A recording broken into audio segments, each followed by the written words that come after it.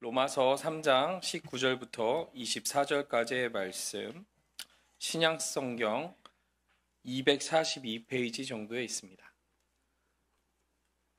다 찾으셨으면 제가 먼저 한 절 읽고 우리 성도님들이 나중에 한 절 읽으시고 돌아가면서 교독하시겠습니다. 19절 말씀입니다. 우리가 알거니와 모릇 율법이 말하는 바는 율법 아래에 있는 자들에게 말하는 것이니 이는 모든 입을 막고 온 세상으로 하나님의 심판 아래에 있게 하려 함이라.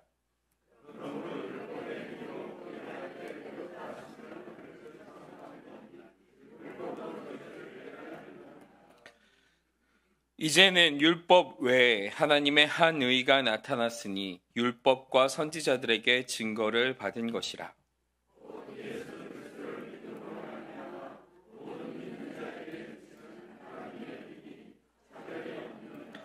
모든 사람이 죄를 범하였음에 하나님의 영광에 이르지 못하더니 그리스도 예수 안에 있는 속량으로 말미암아 하나님의 은혜로 값없이 의롭다 하심을 얻은 자 되었느니라.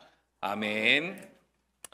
아멘. 오늘 이 본문 말씀을 가지고 하나님의 은혜라는 제목으로 말씀을 나누기 원합니다. 사랑하는 우리 주님의 길 교회 성도 여러분, 한 주 동안 또 이 치열한 세상 가운데 삶을 살아가시냐고 정말 수고 많으셨습니다. 우리 함께 옆에 계신 분들의 얼굴을 쳐다보며 또 밝은 미소로 정말 수고 많으셨습니다. 사랑하고 축복합니다. 인사해 볼까요?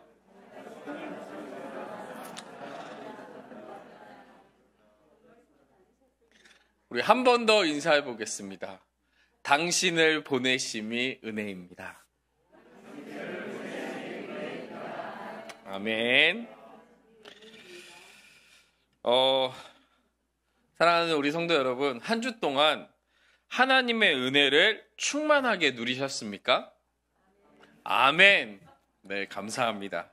정말 그 은혜를 누리게 하신 우리의 하나님을 찬양합니다. 그런데 이렇게 생각하시는 분들도 계실 것 같아요. 나는 은혜를 누리지 못했는데 한 주 동안 나는 왜 하나님의 은혜를 누리지 못했지? 이런 마음이 드시는 분들도 계실지 모르겠습니다. 이런 분들이 계시다면 돌아오는 이번 한 주는 더욱더 하나님의 은혜를 누리실 수 있는 한 주를 보내시기를 소원합니다. 여러분은 의로우신 사람입니까? 아니면 죄된 사람입니까? 나는 의로운 의인인가? 죄인인가? 이런 질문을 받을 때마다 조금 어떻게 대답해야 되지? 이게 고민할 수밖에 없죠.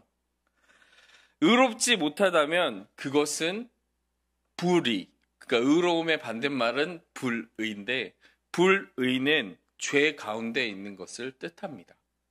그렇다면 왜 의롭지 못하다고? 나는 왜 의롭지 못할까? 나는 왜 죄인일까? 왜 죄를 짓고 죄된 삶 가운데 있다고 생각하시는, 그렇게 생각이 되어지는 걸까요? 그 이유는 간단할 것입니다. 나의 삶의 모습 가운데 어떤 의로움이 드러나지 못했기 때문에, 어떤 죄책감이 내 안에 있기 때문이 아닐까 생각해 봅니다. 그러면 그 죄책감, 그 죄라는 것은 무엇일까요? 어떻게 살아가는 게 죄 가운데 거하는 것인지, 어떤 행동을 했을 때 죄를 짓게 되는 것인지 우리는 어떻게 알 수 있습니까? 우리의 내면 안에는 그 의를 향한 마음들이 다 있습니다. 사랑하는 성도 여러분 의롭게 살고 싶으세요? 아니면 내 마음대로 막 죄 지으면서 살고 싶으세요?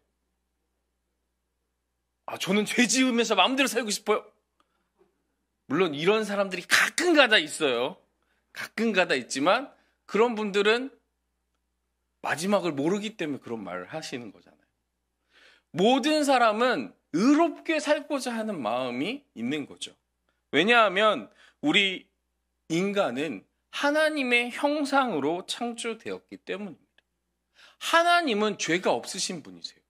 하나님은 존재 자체가 의로운 분이세요. 그런 하나님의 형상으로 창조된 인간, 타락하기 전 인간은 하나님과 같이 의로운 존재였습니다. 죄를 전혀 알지 못하는 그런 존재가 인간이었다는 거죠. 그러나 죄로 인해서 그 형상이 파괴되었습니다. 하나님의 형상이 파괴되었고 의로웠던 인간은 죄인이 되었습니다. 죄 자체가 되었습니다. 그러나 인간의 내면 안에, 우리의 내면 안에는 그 의로움에 대한, 의롭고자 하는 마음이 여전히 남아있는 것이죠. 그렇기 때문에 우리는 삶 가운데서 의로워지고 싶고 의로운 삶을 살아가고자 하는 마음이 있는 것입니다. 그런데 이런 의로운 마음을 있다고 해서 의롭게 살아가는 게 아니죠. 결국에 우리가 죄인인 것, 우리가 죄인으로 살아갈 수밖에 없는 그것이 드러나게 하는 하나님의 방법이 있었습니다. 그것이 무엇이냐면 바로 하나님이 하나님의 백성들에게 율법을 주시는 것이었습니다. 율법은 무엇입니까? 사랑하는 성도 여러분, 율법이 무엇이죠? 하나님의 백성이 하나님의 백성답게 살아가야 하는 법. 그것이 바로 율법입니다. 그러기에 율법은 지켜야만 하는 법이었습니다. 율법은 지켜야 하는 거예요. 사랑하는 우리 모든 성도 여러분, 혹시 자동차를 나는 이용하지 않습니다 하시는 분 계신가요? 저는 자동차가 없어요. 자가용이 없어요. 이런 뜻이 아니라 차를 타지 않고 오직 걸어 다닌다. 이런 분 없으시죠? 뭐 버스를 타시든지 남편 차, 아내 차, 어떤 차를 이용하시든지 차를 이용하시잖아요. 그런데 이렇게 차를 타는 사람들, 차를 이용하는 사람들이 지켜야 하는 법이 있습니다. 그 법이 무엇일까요? 네, 도로교통법입니다. 도로교통법을 지켜야 합니다. 도로교통법을 지키지 않으면 어떻게 될까요? 네, 법을 지키지 않았기 때문에 처벌을 받습니다. 그 처벌, 여러분 이제 도로교통법에 여러 가지 법들이 있지만 저희 딸이요 가끔 가다가 제 이제 옆자리, 앞자리 제가 이제 운전을 하고 제 운전석 옆자리에 앉을 때가 있습니다. 그런데 제가 지금 아차하는 생각이 들었어요. 설교 때 자기 얘기 하지 말라 그랬는데. 네. 네. 이미 나왔으니까요. 근데 앞자리에 앉으면서 안전벨트를 안 매는 거예요. 안전벨트 매는 게 귀찮대요. 아니, 뭐 잠깐 가는데 그거 안 매면 어떻냐고 막 이러는 거예요. 그럴 때마다 제가 깜짝 놀라면서 화들짝 놀래죠. 너 6만 원 있어? 6만 원 네가 낼 거야? 야, 이거 안전벨트 안 내면 6만 원 벌금 내야 돼. 이렇게 이야기한 적이 있습니다. 법을 지키지 않으면 그 법을 지키지 않은 것에 대한 처벌이 따르는 것이죠. 물론 도로교통법은 뭐 경찰한테 걸리지만 않으면 아무 일도 벌어지는 것 같지 않게 보일 수 있습니다. 그러나 하나님의 율법은 다르죠. 하나님의 율법, 하나님의 율법을 지키지 않으면 어떻게 될까요? 그 대가는 무엇입니까? 바로 죽음입니다. 율법을 지키지 않는 것은 죄를 짓게 되는 것이죠.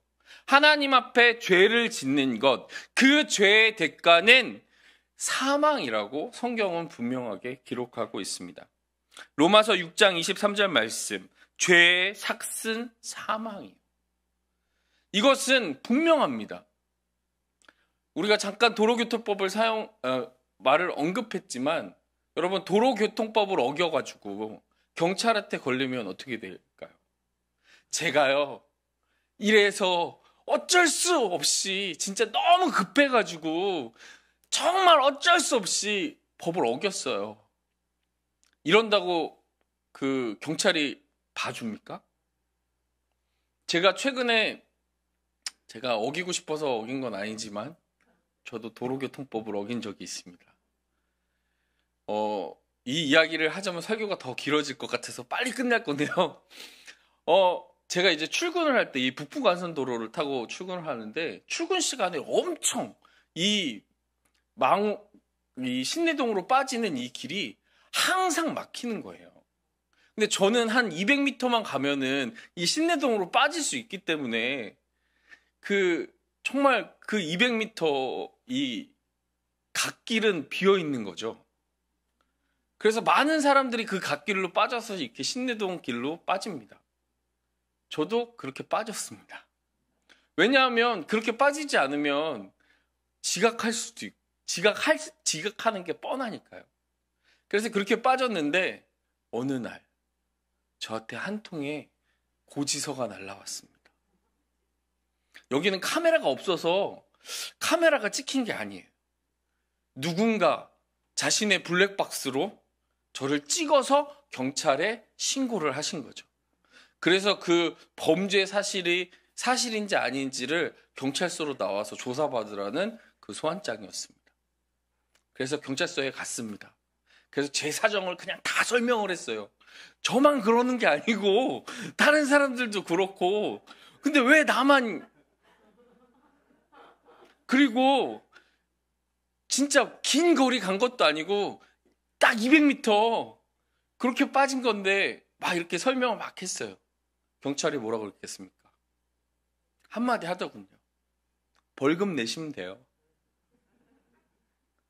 그냥 가차없이 벌금을 매기는 거예요. 벌점도 받았습니다. 제가 그 이후로는 갓길로 가지 않습니다. 절대 갓길로 다니지 않습니다. 아무튼 이 도로교통법만을 어겨도 그런데 하나님의 율법을 어기는 것, 이것은 분명 죄이고 죄에 대한 하나님의 심판은 사망, 죽음이라는 것이죠.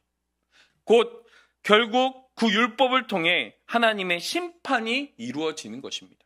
오늘 19절 말씀, 우리가 알거니와 무릇 율법이 말하는 바는 율법 아래 있는 자들에게 말하는 것이니 이는 모든 입을 막고 온 세상으로 하나님의 심판 아래에 있게 하려 함이라. 우리는 반드시 하나님의 심판대 앞에 서게 될 것입니다. 그 하나님의 심판대 앞에 서면 우리의 어떤 변명과 어떤 상황도 그 심판을 피해갈 수가 없다는 것이죠. 하나님의 심판대 앞에 서실 때 사랑하는 우리 주매기일교회 성도 여러분, 여러분은 뭐라고 말씀하시겠습니까? 하나님께 하나님, 제가 이런 사정이 있었고 어쩔 수 없었고 이런 모든 것 때문에 죄를 지을 수밖에 없었습니다. 이렇게 말한다 할지라도 하나님의 심판의 결과는 죽음, 그 죽음은 변하지 않는다는 것이죠. 그 죽음으로 말미암아 우리는 지옥에 갈 수밖에 없습니다. 사랑하는 우리 주매길 교회 성도 여러분, 여러분은 하나님의 심판대 앞에 서실 준비가 되셨습니까? 준비가 되셨습니까? 여기서 아니에요, 저는 준비가, 이러면 진짜 지금 큰일 나시는 겁니다. 여기서 아멘이 나와야 됩니다. 그 이유에 대해서 오늘 말씀드릴 거예요. 모세를 통해서 애굽에서 이스라엘을 건지신 하나님은 모세를 통해 이스라엘 백성에게 율법을 주시고 하나님의 백성으로 의로운 삶을 살아갈 수 있는 길을 허락해 주셨습니다. 그러나 그들은 그 율법을 지킬 만한 능력이 이스라엘 백성들에게는, 어쩌면 우리 인간에게는 전혀 그 율법을 지킬 만한 능력이 없었습니다. 유대인들은 율법을 지키기 위해서 정말 노력한 사람들입니다. 할 수 있는 노력을 엄청나게 했어요. 그들은 율법의 구절들을 연구하고 율법을 지키기 위해서 정말 자신들이 할 수 있는 모든 것을 동원했습니다. 그 중에 바리새인과 서기관들, 그들은 하나님의 말씀, 율법을 가지고 율법 한 구절들을 연구하고 세분화해서 우리가 어떻게 하면 율법을 잘 지킬 수 있을까? 그것을 어떻게 삶 가운데 적용할까? 노력했던 사람들이죠. 한 가지 예를 들면 그런 거죠. 하나님께서 안식일을 기억하여 거룩히 지켜라 라고 명령하셨습니다. 그러면 안식일을 기억하여 거룩히 지키는 건 어떻게 지키는 게 거룩한 것인가? 그것에 대한 세부적인 조항들을 이 사람들이 연구를 한 거죠. 안식일에 자리를 들고 10발짝 이상 가면 안 된다. 뭐 이런 식으로 규정들을 다 만들어 놓은 거예요. 이런 세세한 규정들을 만들어 놓고 그것 하나하나를 지켜나갔던 것이죠. 사랑하는 우리 주님의 길교회 성도 여러분, 여러분들 바리새인과 서기관과 같이 그렇게 말씀을 지키실 수 있으시겠습니까? 그래서 예수님께서도 이렇게 말씀하셨어요. 마태복음 5장 20절 말씀. 내가 너희에게 이르노니 너희 의가 서기관과 바리새인보다 더 낫지 못하면 결코 천국에 들어가지 못하리라. 여기서 이 말씀은 서기관과 바리새인이 그렇게 했기 때문에 천국에 들어간다 이런 말씀이 아닙니다. 그들이 지켰던 것보다 더 나은 의가 없으면 결코 천국에 들어갈 수 없다는 것입니다. 즉 우리가 그들보다 더 나은 의, 율법을 지킴에 있어서 철저했던 바리새인과 서기관보다 더 나은 의를 갖추지 못하다면 우리도 천국에 들어갈 수 없는 것입니다. 그렇기에 율법은 우리가 얼마나 큰 죄인이며 나로서는 결코 율법의 의를 만족시킬 만한 능력도 소망도 없음을 깨닫게 하게 됩니다. 저도 그 예수님의 그 말씀을 들으면서 진짜 바리새인과 서기관 나는 그들과 같이 살 수 없는데 이런 생각을 했던 적이 있습니다. 그래서 20절 말씀엔 이렇게 말씀하시죠. 그러므로 율법의 행위로 그의 앞에 의롭다 하심을 얻을 육체가 없나니 율법으로는 죄를 깨달음이니라. 아멘. 율법의 행위, 율법의 의를 만족시킬 만한 의를 가진 사람은 이 세상에 없습니다. 이렇게 결론 지었습니다. 이제 우리는 끝난 것입니다. 아무리 발버둥 치고 아무리 노력해도 우리의 힘과 우리의 능력으로는 우리는 결코 죽음과 사망에서 벗어날 수 없습니다. 이 죽음과 사망은 그저 이 육신의 생명이 끝나는 것에서 끝나는 죽음과 사망이 아닙니다. 여기서 말씀하는 죽음과 사망은요, 영원히 하나님과 함께 할 수 없는, 영원히 지옥 갈 수밖에 없는 그 생명을 말씀하는 거죠. 결국 우리는 이 죄로 말미암아 지옥 불구덩이에 던져지고 말 운명에 처한 사람들이라는 것입니다. 여기서 벗어나실 수 있는 분이 누가 있으십니까? 아까 전에 하나님의 심판대 앞에 서실 준비가 되셨냐고 물었을 때 몇 분이 고개를 저으셨어요. 왜죠? 내가 얼마나 큰 죄인인지 알기 때문입니다.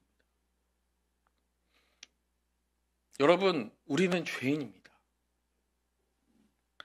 그런데 여기서 끝나면 정말 우리는 소망이 없는 인생이에요. 이 세상의 모든 인류는 정말 소망 없는 사람들이에요. 그런데 하나님은 여기서 끝내지 않으셨죠. 여기서부터 반전이 시작되는 것입니다. 나의 능력, 나의 소망, 나의 그 어떠한 노력으로도 구원받을 수 없는 것이 깨달아졌을 때 우리는 하나님의 은혜를 누리기 시작합니다. 하나님의 은혜가 우리의 삶 가운데 실제가 되어지는 것이죠. 우리 다 함께 21절 말씀을 읽어보겠습니다. 로마서 3장 21절 말씀 함께 읽도록 하겠습니다. 시작. 이제는 율법 외에 하나님의 한 의가 나타났으니 율법과 선지자들에게 증거를 받은 것이라. 아멘. 사랑하는 성도 여러분, 이제는 그 이전까지는 율법밖에 없었다면, 그 이제는 율법 외에 하나님의 한 의가 나타났다고 선포하고 있습니다. 여러분, 이것이 은혜입니다. 그 하나님의 한 의, 율법 외에 나타난 하나님의 한 의는 바로 예수 그리스도이십니다. 예수 그리스도. 그분이 이 땅에 오신 것 자체가 은혜입니다. 하나님의 은혜입니다. 왜 그것이 은혜일까요? 그 이유를 잠깐만 생각해 봐도 우리 편에서 예수님이 이 땅에 오실 이유는 하나도 없으셨습니다. 여러분, 예수님 이 땅에 오시라고 누가 요청하신 적 있으신가요? 여러분, 예수님 이 땅에 와주세요 라고 부탁하신 분 있으신가요? 없습니다. 예수님이 나의 어떠함 때문에, 나의 노력이나 나의 헌신 때문에 이 땅에 오신 것이 아니라 예수님 그분은 우리를 사랑하셔서 우리를 구원하시기 위해서 하나님 편에서 먼저 스스로 이 땅 가운데 내려와 주신 것입니다. 하나님 편에서부터 시작되어진 것, 하나님이 먼저 행하신 것, 그것이 은혜라는 것이죠. 하나님의 은혜, 하나님이 행하신 그것은 우리의 어떤 자격이나 조건이 있는 것이 아니었습니다. 그 은혜 받을 만한 자격이나 조건이 우리 편에 있지 않았다는 것이죠. 내가 멋있게 생겨서, 내가 똑똑해서, 내가 하나님을 위해 많은 일을 봉사했기 때문에 예수님이 이 땅에 오신 것이 아니라 예수님이 이 땅에 오셨기에 그 은혜로 말미암아 우리는 주님과 함께 할 수 있는 것이죠. 그 은혜는 나에게 어떤 조건이 있는 것이 아니라 하나님 편에서 일방적으로 베풀어 주시는 것이었습니다. 따라서 은혜란 받을 만한 자격이 없는 우리에게 하나님께서 일방적으로 베풀어 주시는 하나님의 선물이 바로 은혜인 것입니다. 에베소서 2장 8절 말씀. 너희는 그 은혜에 의하여 믿음으로 말미암아 구원을 받았으니 이것은 너희에게서 난 것이 아니요 하나님의 선물이라. 사랑하는 우리 주님의 길교회 성도 여러분, 하나님이 우리에게 예수 그리스도를 하나님의 은혜로 말미암아 선물로 허락해 주셨습니다. 여러분, 우리는 선물을 받을 만한 자격이 있어서 받는 자들이 아닙니다. 하나님이 하나님 편에서 일방적으로 우리 성도들 한 사람 한 사람을 위해서 베풀어 주신 것입니다. 그것이 은혜입니다. 이제 우리는 예수 그리스도를 보내신 하나님의 은혜로, 하나님의 그 보혈의 피의 은혜로 율법의 의가 아닌 예수 그리스도의 의로 말미암아 하나님의 완전한 구원을 누릴 수 있게 된 것입니다. 예수 그리스도를 통해서 이제 우리는 죽음과 사망에서 벗어났습니다. 우리는 영생을 누리고 지옥 불 가운데 거하는 자들이 아니라 천국을 소유한 자들의 삶을 살아갈 수 있게 되었습니다. 여러분, 이것이 얼마나 큰 은혜입니까? 이것이 얼마나 큰 하나님의 은혜입니까? 이것이 바로 기쁜 소식이고 이것이 바로 복음이며 이 복음이 하나님의 은혜인 것이죠. 여러분, 이것이 깨달아진 사람만이 온전한 은혜를 누릴 수 있습니다. 그렇다면 하나님의 은혜를 온전하게 누리려면 어떻게 우리가 해야 할까요? 하나님의 은혜는 이미 이 땅 가운데, 우리 가운데 전해졌습니다. 그런데 처음 설교를 시작하면서 질문했던 것처럼 어떤 사람은 은혜를 누리는데 어떤 사람은 그 은혜를 누리지 못하는 것이죠. 왜 그런 차이가 발생할까요? 그것은 우리가 그 은혜가 무엇인지 우리의 삶 가운데 온전하게 깨닫지 못하기 때문입니다. 그래서 그 은혜를 온전하게 누리기 위해서는 그 은혜가 무엇인지 바로 알아야 합니다. 이것에 대해서 헷갈리시는 분들이 많더라고요. 그래서 첫 번째로 하나님의 은혜는 모든 사람들에게 주어지는 것이라는 것을 기억해야 합니다. 여러분 하나님의 은혜를 받을 만한 자격이 있으십니까? 있으시다니까요. 왜 헷갈리세요? 모든 사람에게 주어지신다는 거니까. 하나님의 은혜는 나에게도 주어지고 옆에 계신 분에게 주어지고 다 주어지는 거라니까요. 내 자격 때문에 주어지는 게 아니라 모든 사람에게 주어지는 것입니다. 그러기에 여러분들 모두는 하나님의 은혜를 받으실 수 있습니다. 하나님의 은혜는 차별이나 구별이 없고 상대적인 것이 아닙니다. 하나님의 은혜는 절대적인 것입니다. 어떤 사람에게는 은혜가 되고 어떤 사람에게는 은혜가 되지 않는 그런 것이 아니라는 것이죠. 지난 금요일 금요기도회 때 그 베데스다 연못 곁에 있는 38년 된 병자 이야기를 나누었습니다. 혹시 그 베데스다 연못에 대한 이야기를 기억하시는 분들도 계시고 안 하시는 분들도 계시겠지만 자세히 설명을 다 드릴 수는 없지만 그 못에 들어가는 사람, 그 베데스다 연못이 이제 움직일 때 들어가는 사람은 모든 병이 나을 수 있는데 어떤 사람이 병이 낫냐 하면 1등으로 들어가는 사람만 병이 낫는 거예요. 여러분, 1등으로 들어가지 못한 사람은 그곳에 있어도 결코 그것이 은혜롭지 못한. 여러분, 하나님의 은혜는 이렇지 않다는 것입니다. 제가 예전에 어떤 이야기를 들었습니다.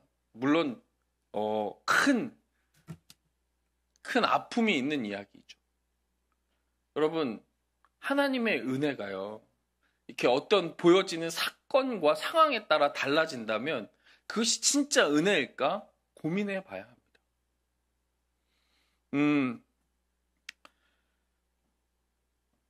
하나님은 많이 가진 자나 가진 것이 없는 자나 배운 사람이나 못 배운 사람이나 인종에 관계없이 하나님의 은혜를 베풀어 주시는 분이십니다. 22절 말씀, 곧 예수 그리스도를 믿음으로 말미암아 모든 믿는 자에게 미치는 하나님의 의니 차별이 없느니라. 아멘. 이 하나님의 은혜는 모든 사람에게 미치는데요. 그런데 한 가지 조건이 있습니다. 그 조건이 무엇입니까? 예수 그리스도를 믿는 사람. 예수 그리스도를 믿는 사람이라면 이 하나님의 은혜를 모두가 차별 없이 누릴 수 있다는 것이죠. 천국에 갈 수 있는 사람, 하나님과 함께 할 수 있는 사람은 어떤 사람일까요?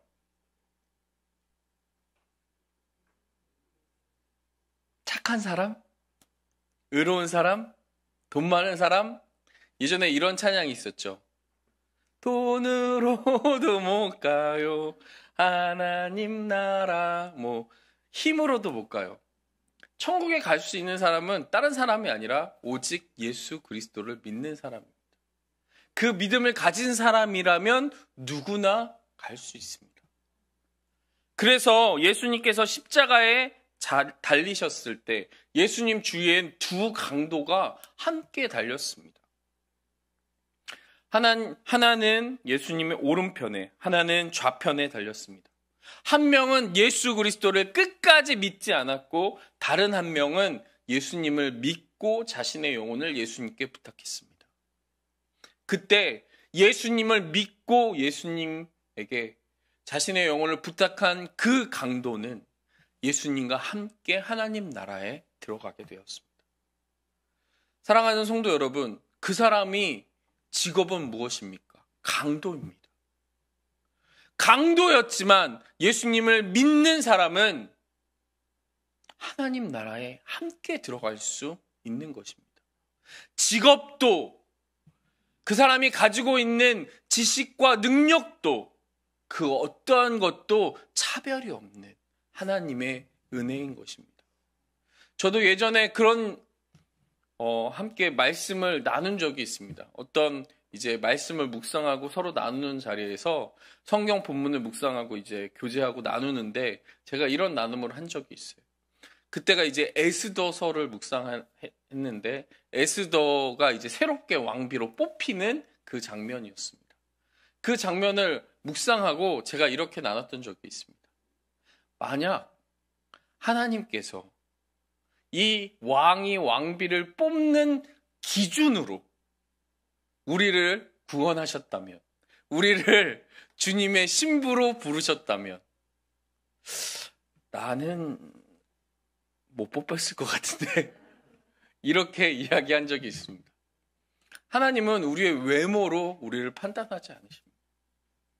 하나님이 은혜를 베풀어 주심에 있어서도 이 세상은 외모로 판단할 때가 많죠.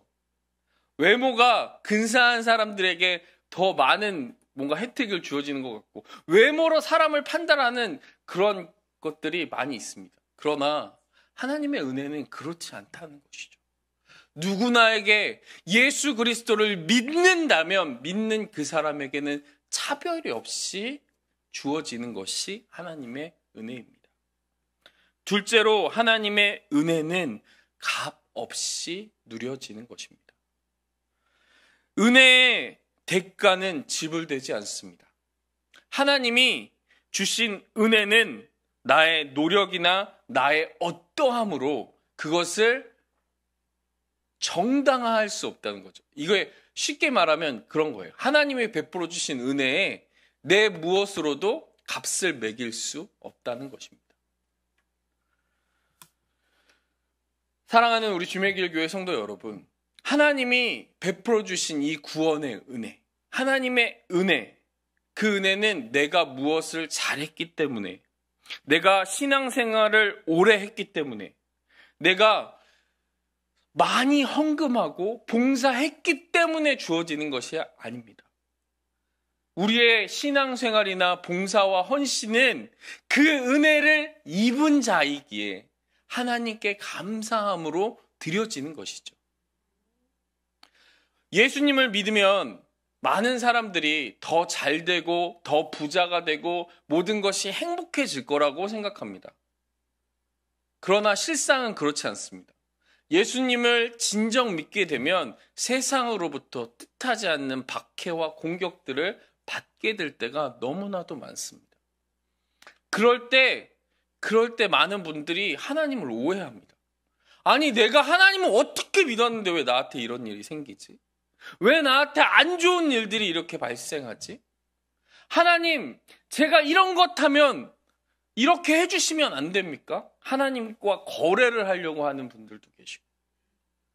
여러분, 하나님은 주신 은혜는 나의 어떠함, 나의 노력과는 전혀 상관이 없다는 것입니다. 반대로 생각해 볼까요?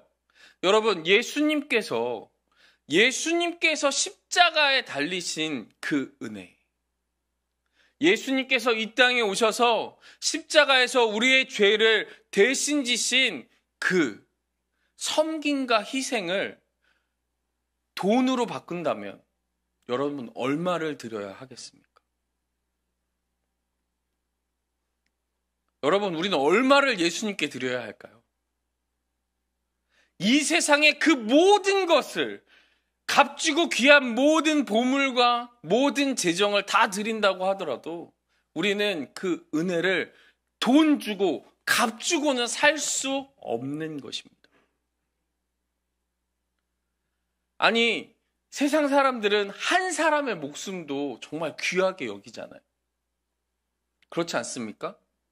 그런데 우리 모든 사람들, 모든 인류의 죄를 담당하셔서 십자가를 지신 그 예수 그리스도의 사랑을 어떻게 값을 매길 수 있겠습니까?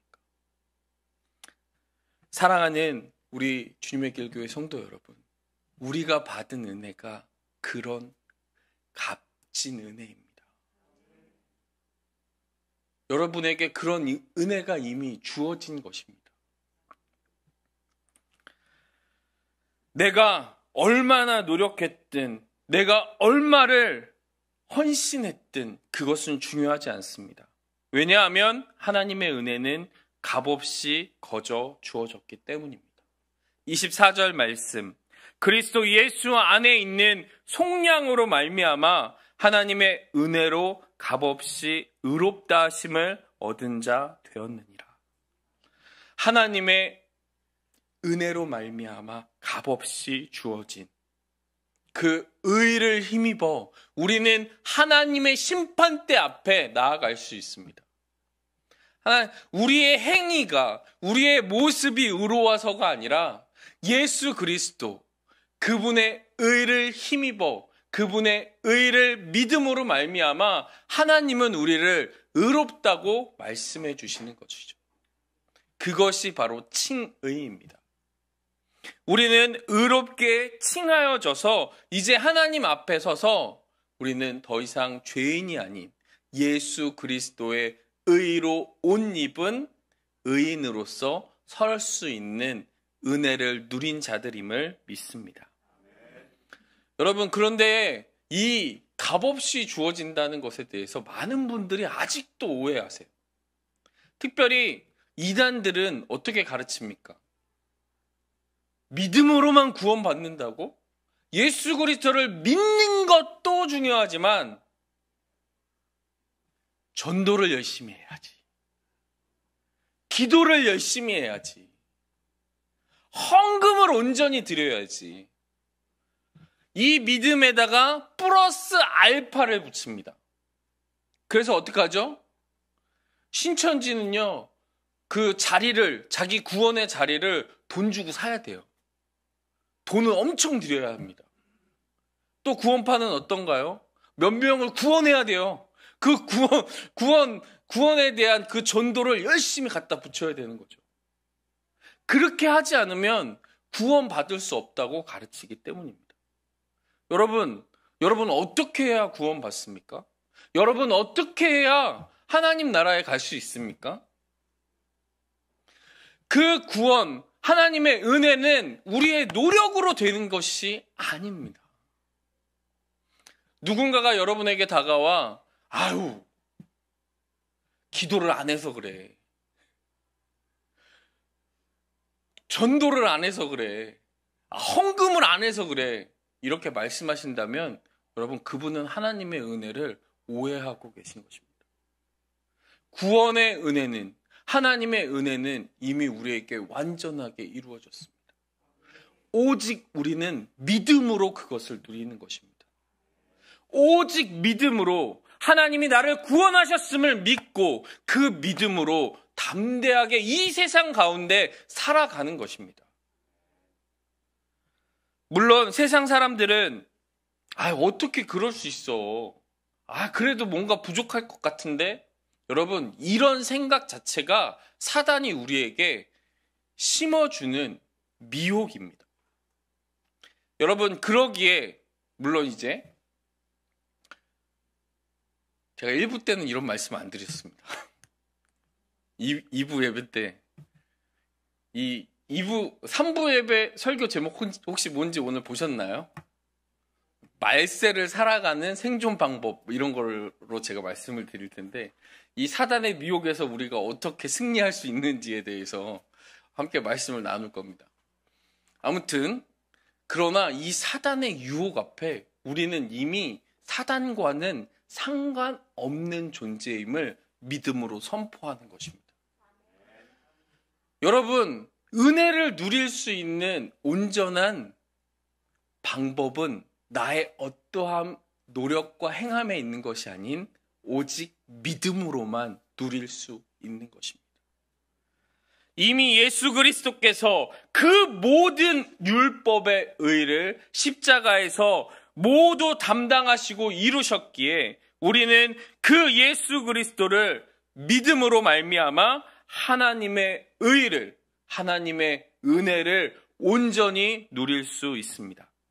사랑하는 주님의 길 교회 성도 여러분, 우리는 이 하나님의 은혜를 누릴 수 있는 사람들입니다. 이 은혜는 여러분이 흔들리지 않고 예수 그리스도를 믿음으로 신뢰할 때 온전히 누릴 수 있습니다. 이번 한 주를 세상 가운데 살아가시면서 여러분, 나에게 초점을 맞추지 마십시오. 나의 행위, 나의 모습, 나의 능력에 초점을 맞추면 여러분, 우리는 좌절할 수밖에 없습니다. 여전히 죄되고 여전히 거룩하지 못하고 여전히 부족한 나의 모습만 드러날 것입니다. 그러나 우리의 초점을 하나님께 맞추는 것입니다. 예수 그리스도께 맞추는 것입니다. 예수 그리스도께서 나를 구원하셨음을 믿음으로 말미암아 그 믿음으로 초점을 맞출 때 여러분, 하나님의 은혜가 여러분의 삶 가운데 누려지게 될 것입니다. 그것이 그 은혜를 누리는 사람이 정말 엄청난 기쁨을 누릴 수 있습니다. 그냥 똑같은 하루가 아니라 그냥 햇살도 공기도 하나님이 주신 모든 것에 감사할 수 있습니다. 세상 가운데 나의 모습과 나의 연약함, 그것에 속지 마십시오. 물론 그렇다고 해서 죄의 자리에 퍼질러 앉아 있으라고 말씀드리는 것 아닙니다. 그래, 나는 능력이 없어, 나는 소망이 없어, 그러니까 어쩔 수 없어, 이렇게 자포자기하지는 마시라는 겁니다. 죄가 죄된 것으로 깨달아졌을 때 우리는 하나님 편으로 나아가야 합니다. 돌이켜야 합니다. 제 자리에 머물러 앉아서 은혜를 갈망하는 것이 아니라 하나님께 나아가 하나님이 거저 베풀어 주시는, 예수 그리스도를 믿는 자들에게 베풀어 주시는 그 은혜를 적극적으로 누리시기를 축원합니다. 그렇다면 그렇게 하나님께 나아가 하나님이 베풀어 주신 은혜에 그 은혜를 기억하고 초점을 맞춘다면 우리는 매일매일의 삶 가운데서 하나님의 은혜를 충만하게 누리게 될 것을 믿습니다. 그 믿음으로 이번 한 주도 믿음 가운데서 승리하시는 우리 주님의 길 교회 모든 성도님들이 되시기를 간절히 축원합니다.